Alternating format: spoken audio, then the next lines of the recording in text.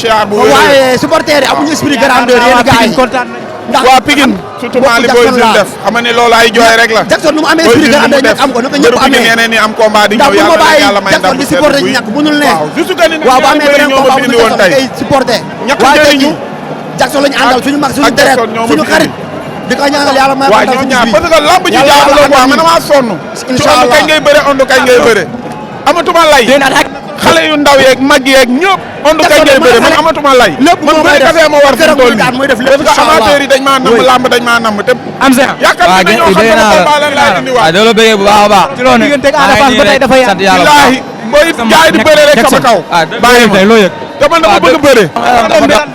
non problème bi des fois ñu jox la mbër yoo xam ne waroo bëre ak ñoom des fois mu nekk ay problème mu caché mais am na ñoo xam ne ay nitu lamb lañ lamb leen bëgg. waa Caaroy lan Sa Thiès bu Caaroy ndigal. da ko ñaanal yàlla rek déggoo li ma la wax lamb moom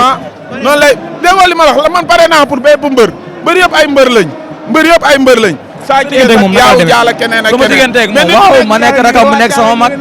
waaw nit ku nekk da ngay am objectif quoi mais man sama objectif fi mu toll nii xëy na du ñoom mais ñoom seen objectif mën na nekk man. waaw daan la champion la moo tax waa ko dar ko ma ñëw ñu naan ma ay bëree la moom mais man daal ñaar ñii ñoo ma fi indi quoi ku daana ku daanu yëpp maa ngi bëggee sama doomu ndey nag daam borom ADN daam ginnaaw raay ADN maa ngi lay bëggee licence maam Cheikh Bélé